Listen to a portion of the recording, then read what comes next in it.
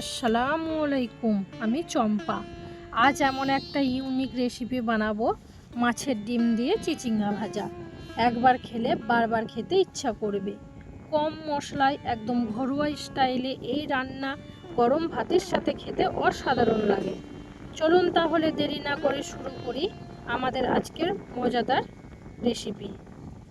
আমি নিয়ে নিয়েছি এখানে দুটো চিচিঙ্গা আর পরিমাণ মতন মাছের ডিম। এবার আমি চিচিঙ্গাটা ছোট ছোট করে কেটে নেব। আমি চিচিঙ্গাটা ছোট ছোট করে কেটে ধুয়ে একটা থালার মধ্যে আমি রেখে দিলাম। এবার আমি গ্যাসে চাপিয়ে দিলাম কড়াইয়ের মধ্যে দিয়ে দিলাম পরিমাণ মতন সর্ষে তেল। তেলটা যখন গরম হয়ে গেল দিয়ে দিলাম এখানে একটা পেঁয়াজ আমি কুচিয়ে নিয়েছিলাম। কোচানো পেঁয়াজটা তেলের মধ্যে দিয়ে ভালোভাবে লাল করে ভেজে নিলাম।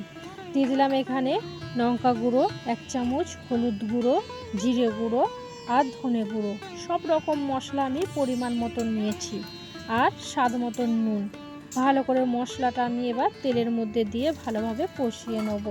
যখন মশলাটা কষানো হয়ে গেল ওপর থেকে দিয়ে দিলাম মাছের ডিমগুলো।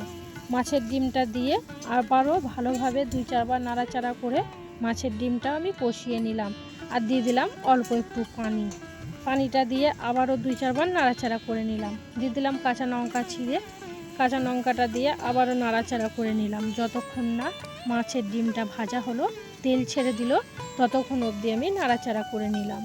দিয়ে দিলাম এবার মাছের ডিমের মধ্যে কেটে রাখা চিচিঙ্গাটাও 2-4 বার নাড়াচাড়া করে আমি মাছের ডিমের সাথে মিশিয়ে নেব। যতক্ষণ না চিচিঙ্গাটা একটু পানি বেরোবে ততক্ষণ অবধি আমি নাড়াচাড়া করে নিয়েছি। নাড়াচাড়া করে এখানে ঢাকা দিয়ে দিলাম কিছুক্ষণের জন্য। কিছুক্ষণ পর যখন আমি ফিরে এলাম, দেখুন কি সুন্দর রং আর গন্ধ বেরাচ্ছে। ধীরে ধীরে মাছের ডিম আর চিচিঙ্গা একদম মাখামাখি হয়ে যাচ্ছে। এই সময়টা রান্নার আসল স্বাদ বেরিয়ে আসে। গরম ভাতের সাথে খেতে একদম দারুণ লাগে। দিয়ে দিলাম 1 কাপ পানি, নিয়ে ঢাকা দিয়ে দিলাম আবারও 10 থেকে 15 মিনিটের জন্য চিচিঙ্গাটা সেদ্ধ করার জন্য।